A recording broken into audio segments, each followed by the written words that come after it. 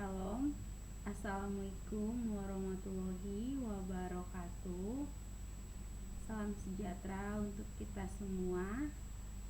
Perkenalkan, nama saya Asna Rinaldi Lau, mahasiswa dari program studi ilmu hukum non-reguler dengan NIM 2432021003. Video ini saya buat untuk memenuhi ujian tengah semester pada mata kuliah Hukum Lingkungan yang diampu oleh Ibu Eriska.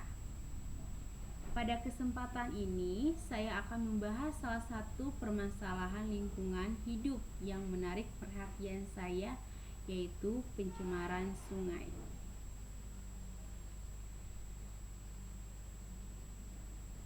Baik. Salah satu masalah lingkungan yang paling menarik perhatian saya adalah pencemaran sungai, terutama yang terjadi di berbagai daerah di Indonesia, termasuk daerah-daerah yang dekat permukiman dan kawasan industri. Mengapa masalah ini penting? Sungai adalah sumber kehidupan, terutama bagi masyarakat yang tinggal di daerah pinggiran. Sungai digunakan untuk air minum, mandi, mencuci, irigasi pertanian, perikanan, dan aktivitas ekonomi masyarakat.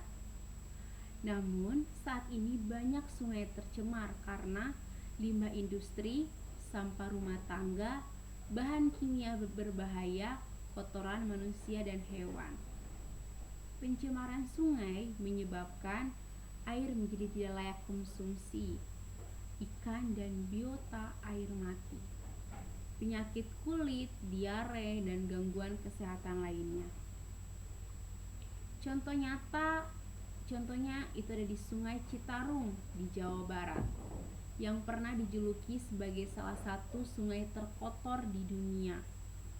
Pemerintah bahkan harus membentuk tim khusus seperti program Citarum Harum untuk membersihkan dan memulihkan sungai tersebut. Solusi yang menurut saya penting untuk mengatasi pencemaran sungai, kita butuh: pertama, penegakan hukum lingkungan terhadap pabrik atau perusahaan yang membuang limbah sembarangan. Kedua, pendidikan lingkungan kepada masyarakat sejak dini.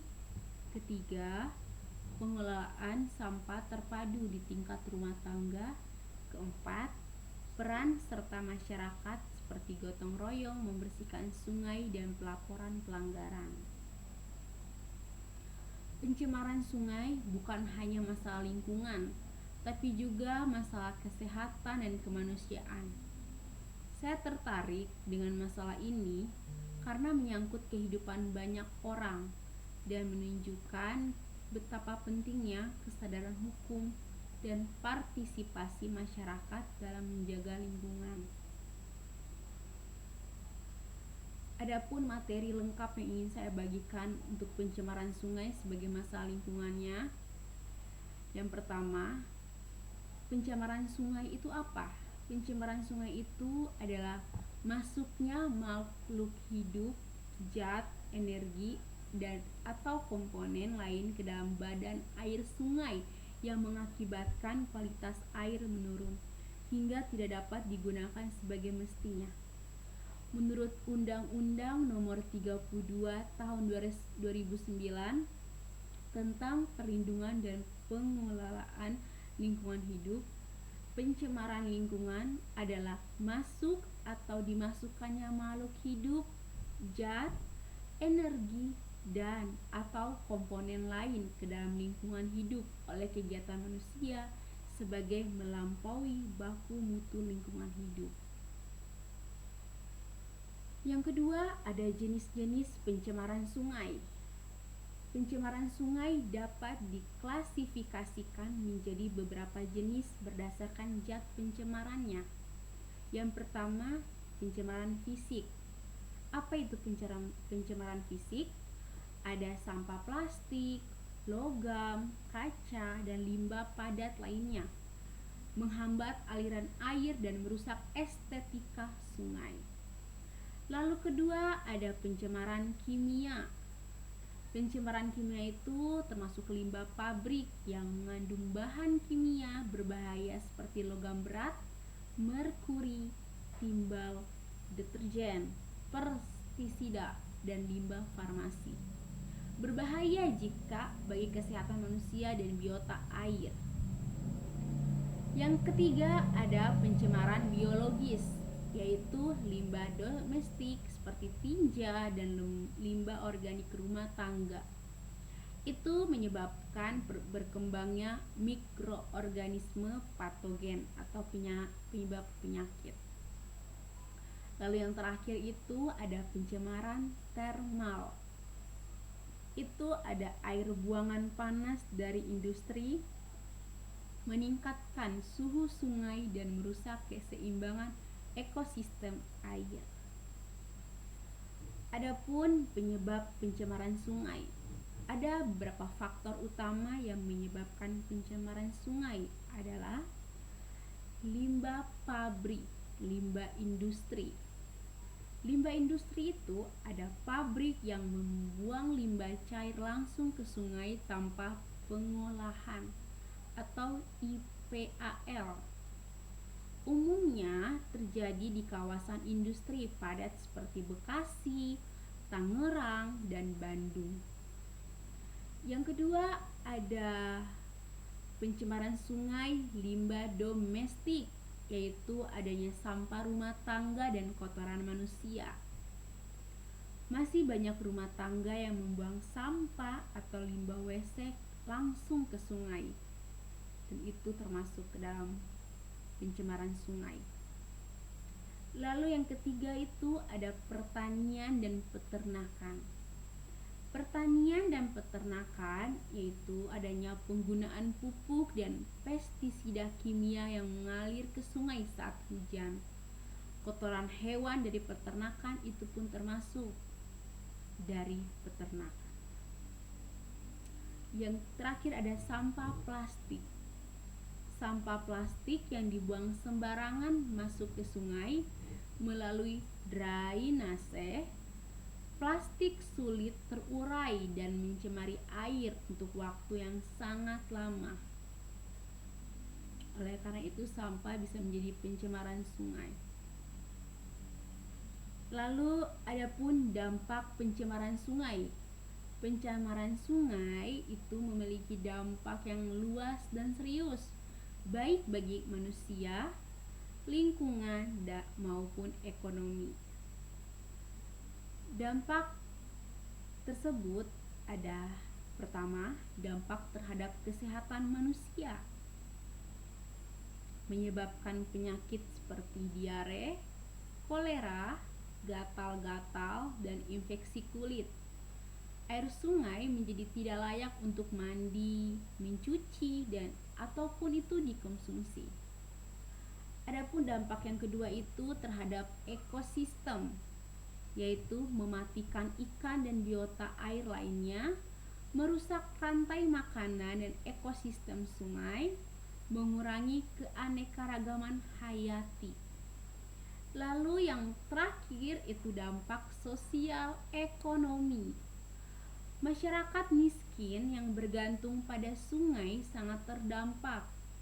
Biaya pengolahan air menjadi lebih mahal, menurunnya pendapatan nelayan sungai dan petani. Adapun contoh kasus yaitu di Sungai Citarum, Jawa Barat. Yang tadi sudah dibahas, Sungai Citarum di Jawa Barat adalah contoh paling nyata dari pencemaran sungai yang parah. Dulu menjadi sumber air bagi lebih dari 25 juta jiwa. Kini tercemar berat oleh limbah industri dan rumah tangga. Pada tahun 2018, Presiden Jokowi meluncurkan program Citarum Harum sebagai upaya revitalisasi sungai. Adapun karena kasus tersebut melibatkan TNI, Polri, masyarakat, dan industri untuk melakukan pembersihan dan pengawasan. Dasar hukum terkait pencemaran sungai, ada dasar hukumnya. Yang sudah dibahas, yaitu Undang-Undang Dasar 1945 pasal 28H ayat 1 yang berbunyi, setiap orang berhak mendapatkan lingkungan hidup yang baik dan sehat. Adapun undang-undang selanjutnya itu di Undang-Undang Nomor 32 Tahun 2009 tentang PPLH, yaitu mengatur baku mutu air, mengatur izin pembangunan limbah, memberikan sanksi administratif, pidana, dan perdata. Yang ketiga, PP Nomor 82 Tahun 2001 tentang pengelolaan kualitas air dan pengendalian pencemaran air, yaitu menetapkan kelas-kelas mutu air sungai, menyusun rencana aksi pengendalian pencemaran air. Dan yang terakhir ada Undang-Undang Nomor 17 Tahun 2019 tentang sumber daya air. Isinya melindungi keberlanjutan air sebagai hak rakyat dan memprioritaskan akses air bersih bagi masyarakat. Terdapat di Undang-Undang Nomor 17 Tahun 2019 tentang sumber daya air. Itu adalah dasar hukum terkait pencemaran sungai. Lalu ada solusi dan upaya penanggulangan. Yang pertama, ada penegakan hukum lingkungan. Pemerintah harus tegas terhadap pelaku pencemaran. Pabrik wajib memiliki dan menjalankan instalasi pengolahan air limbah atau IPAL. Lalu yang kedua ada edukasi dan kesadaran masyarakat. Edukasi sejak dini tentang pentingnya menjaga sungai, mengurangi penggunaan plastik dan membuang sampah pada tempatnya. Itu salah satu solusi dan upaya penanggulangan. Lalu yang ketiga ada teknologi ramah lingkungan. Instalasi IPAL komunal, sistem daur ulang air limbah, dan biopori dan sumur resapan. Yang terakhir ada partisipasi publik, yaitu adanya aksi gotong royong bersih sungai, komunitas peduli sungai, dan pelaporan pencemaran melalui aplikasi atau media sosial. Pencemaran sungai adalah masalah yang serius yang menyangkut kehidupan manusia dan kelestarian lingkungan. Masalah ini tidak hanya bisa diselesaikan oleh pemerintah, tapi membutuhkan kerjasama semua pihak. Pihaknya ada masyarakat, pengusaha, aparat hukum, dan lembaga pendidikan. Mari kita mulai dari diri sendiri. Pertama, jangan buang sampah ke sungai. Kedua, kurangin limbah rumah tangga. Ketiga, dukung kebijakan ramah lingkungan. Karena air bersih adalah hak semua orang, dan sungai yang sehat adalah cermin peradaban bangsa.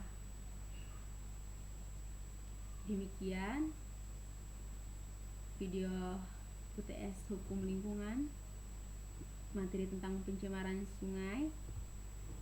Mohon maaf jika ada kesalahan baik dari kata. Terima kasih.